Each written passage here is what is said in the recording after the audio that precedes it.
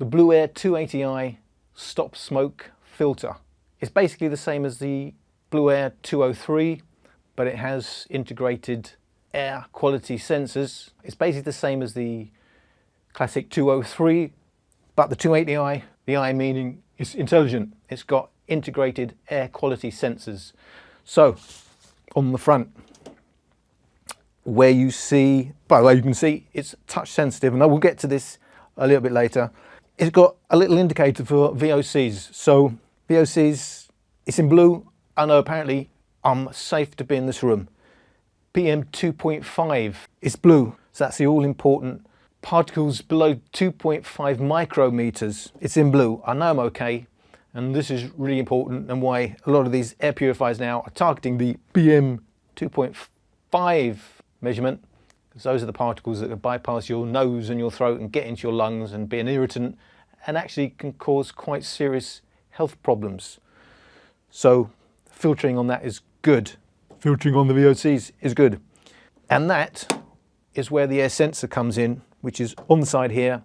And if you open up your app, your Blueair Friend app on your phone, you'll be able to see all the actual readings. They've actually updated their app where you could actually see previously the actual numbers.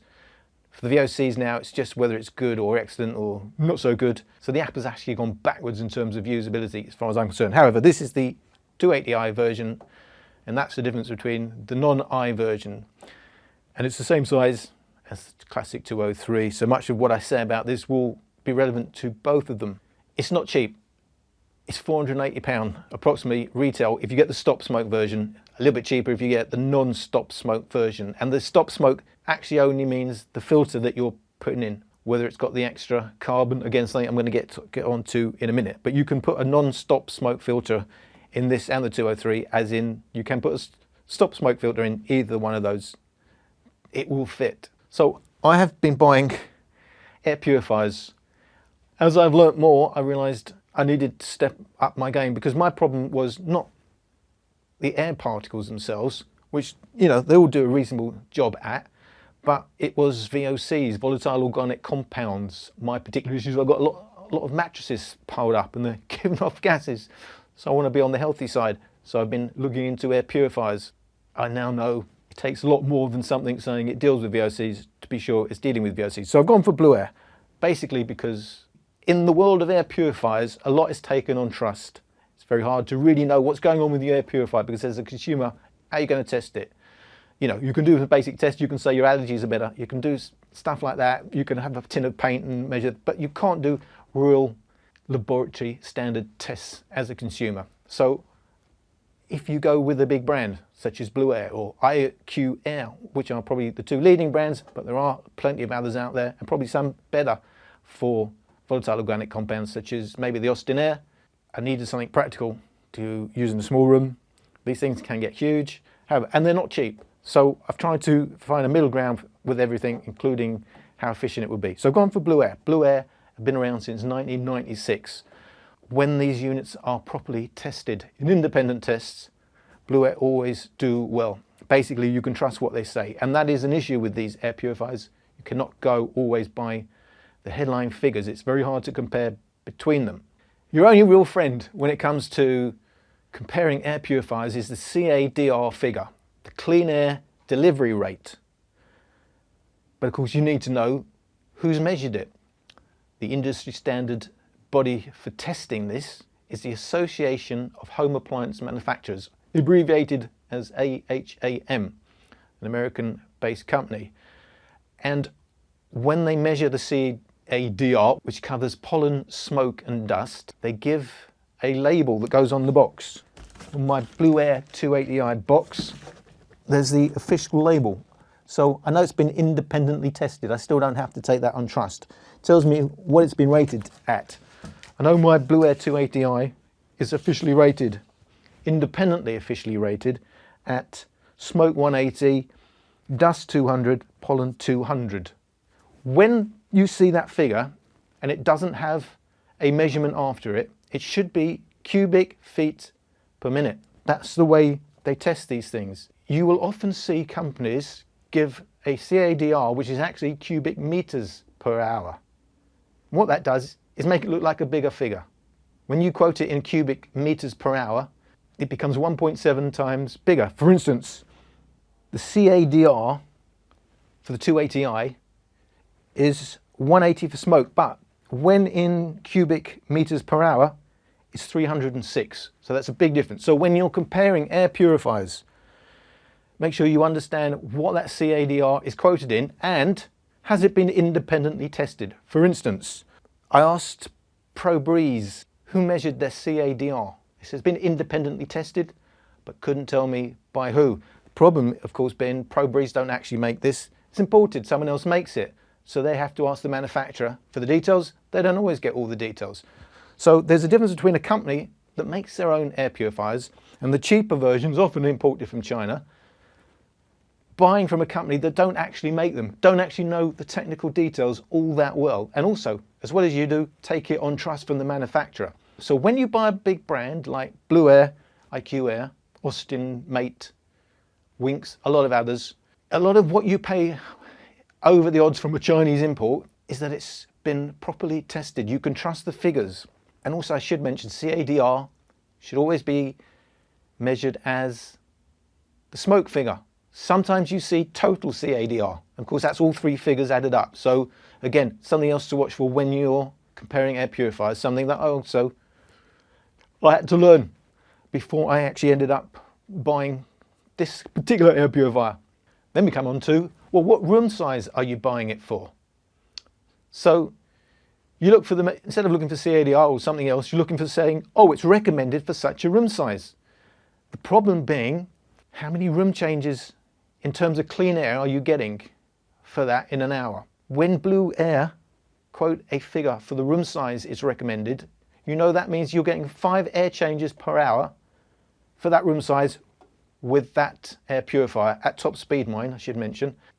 A lot of the others will quote bigger room sizes, and then if you challenge them on that, it's because they're not calculating in 5 air changes or 4 air changes per hour. It may only be down to 1. So if you want to know what room size to buy for, you get the CADR and you multiply by 1.55 if you want square feet, and you multiply by 0.144 if you want square meters. That's based on the CADR being quoted in square feet. So I know this is a CADR of 180, independently tested, give me 5 air changes in an hour, and then I multiply that by 0.144, and I know this is good for a room up to 26 square meters with 5 air changes in an hour. Should mention, of course, based on not much air exchange going on. If you have a room where one or more doors or a window may be opened, if it's exchanging with other rooms, you've got to factor that in. So you either need a more powerful air purifier or you need to shut your door.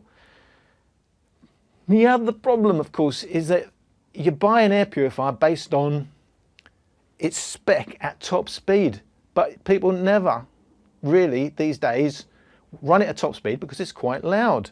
So that is why I bought one with an integrated air sensor, which means it can run on auto mode.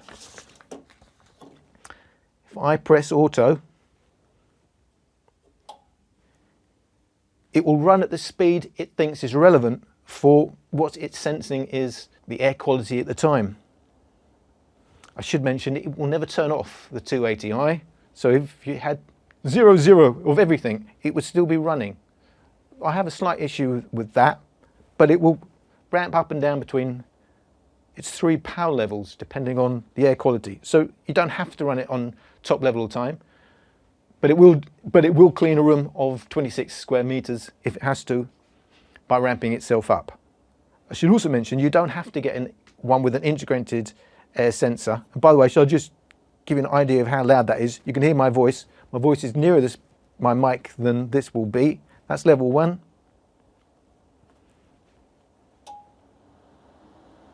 Level 2. Level 3. Slight whine at level 3, but not bad for its top level. So I'll turn that off. So 1 and 2, not, I think you know you can sleep with that.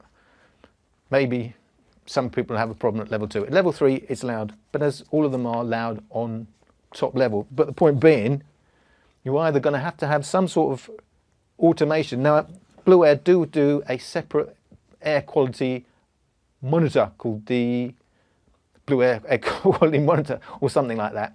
The point being that it will automate their Wi-Fi connected air purifiers. It doesn't have to have the integrated sensor. And I must say, actually, I've got a Foobot, which is the same technology as used in the Blueair. Actually, Blueair bought Foobot, but I prefer the software on the Foobot, and I can, with some workarounds, using some of these apps, such as IFTTT, if this then that, and also Stringify, I can actually automate this with the Foobot, although it's not off the shelf automated. But if you use the Blueair own ones, you can also use that.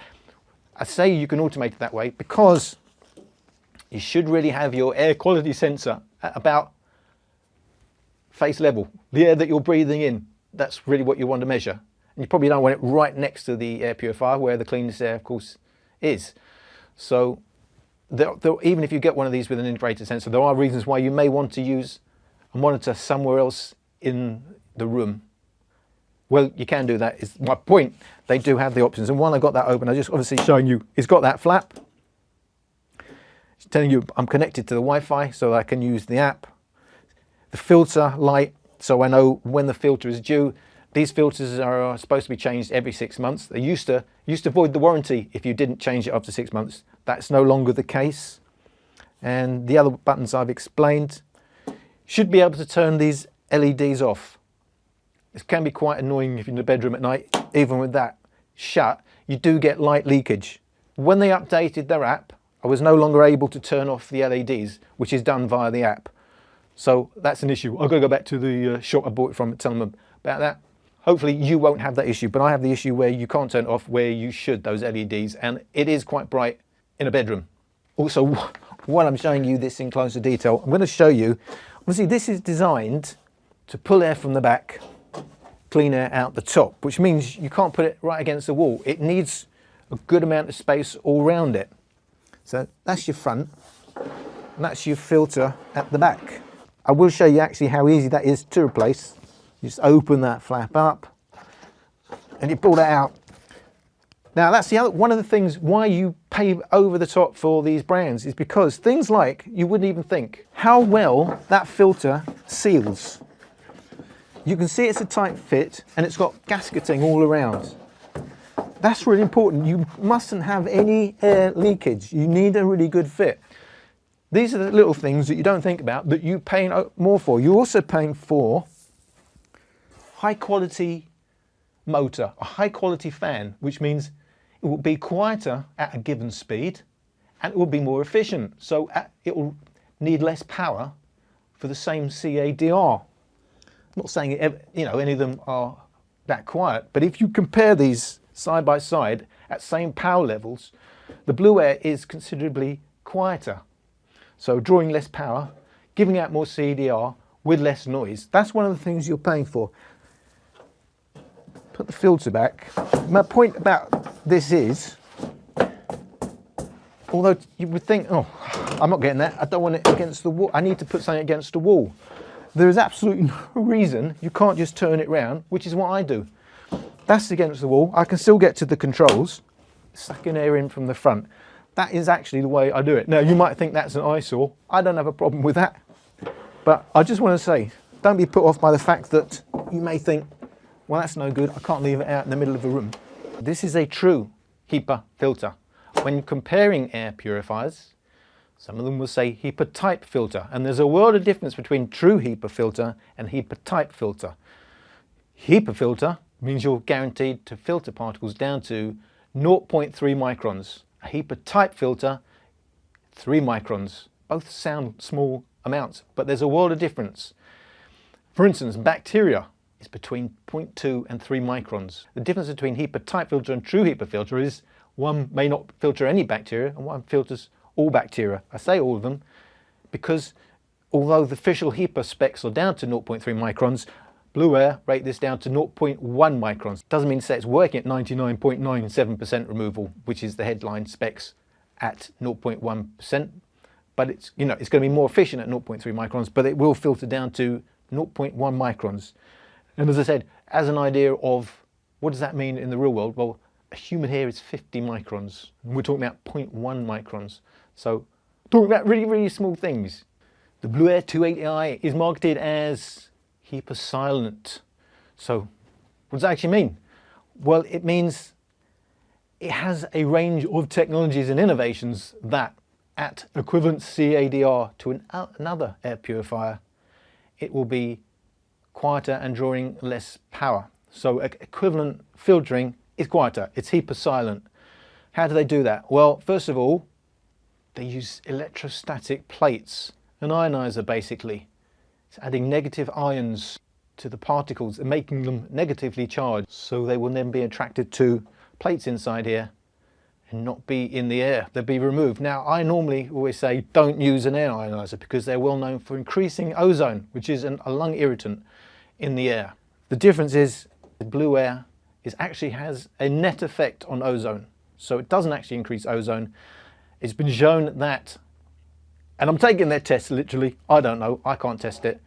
The testing shows the air coming in has more ozone than the air going out, so it has a net effect. So it can increase the efficiency of the filtering and it becomes HEPA silent. And they will also say it's down to their high quality filter media and other things they're doing that just make it more efficient than other air purifiers when compared side by side at the same CADR. Less power, less noise, it's HEPA silent, it's more efficient. I should mention, you may think HEPA filter must use the same stuff, but the actual filter media, the actual paper they use will be different between air purifiers. This is something else you're paying for. When you pay extra money for a branded air purifier against a cheap Chinese import, better quality filtering. Blueair use polypropylene filters. Polypropylene does not absorb moisture or encourage microbial growth in any way. It means they don't have to add any more additives to reduce microorganism buildup as you might get on cheaper air purifiers. Rated at 32 to 56 decibels, depending on the power level, 1, 2 or 3. I did my own testing and that's basically what I got, except there's a slight difference because I measured it right up close, and of course decibels are normally measured at 1 meter. But basically I completely agreed with their figures, which makes it, in a direct comparison with my Pumate, my Pro Breeze, which means more CADR. So it's going to clean a bigger room. But you know, there is a big premium over the others. But the main premium that I'm paying for is the cleaning of volatile organic compounds. You need a lot of activated carbon to clean volatile organic compounds. Now, these are emissions from your furnishings and your paints. These are chemicals that vaporize at room temperature. I have a lot of foam mattresses, it's a big problem for me. So these don't cut it for VOCs. The problem with the Pumate, it has one of those brushed mesh type carbon filters which are basically useless for absorbing VOCs. There is a reasonable amount in the Pro Breeze for its size. It's a decent value for its size, but hang on, it just isn't enough. With the Blueair, I'm getting 0.68 kilos. Now, you certainly get a lot more. The point about this particular unit is it was the best all round in terms of size, efficiency. It could clean VOCs. It was integrated sensors, you know, and half the price of ones that would be a lot more efficient. In terms of a lot more efficient, the most important one though, that I didn't know at the time, formaldehyde.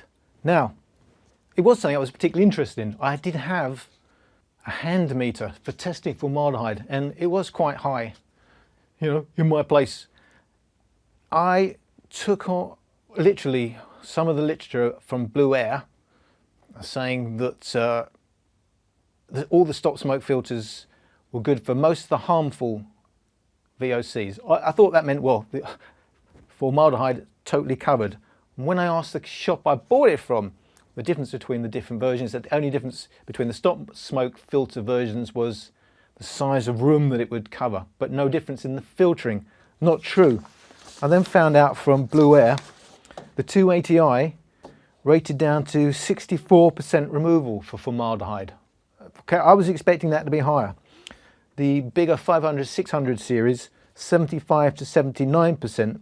You've got to go to the Pro series to get 92 to 97% filtering for formaldehyde.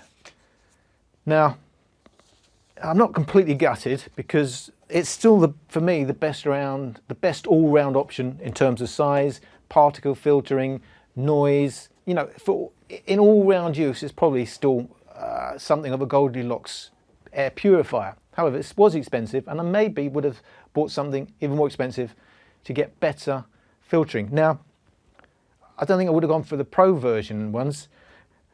There are other options out there. I must say the difference between the 500 and 600 versions and the Pro version, the 600 version, why is it better for formaldehyde? Well, it's got, as I said, 3 kilos of activated carbon, where you've got basically 0.7 in this, so a hell of a lot more. But things like Austin Air, you can get 7 kilos. The IQ Air, I'm not sure the exact weight, but it's still, I'm pretty sure it's a hell of a lot more in terms of activated carbon. There are better options for purely VOCs. All round, maybe they're not best options because they're bigger, more expensive, louder, but I would have had a rethink if I knew that what I thought would be the obvious one to cover for.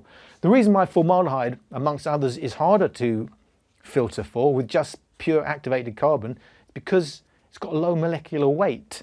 So they have to do other things to filter it.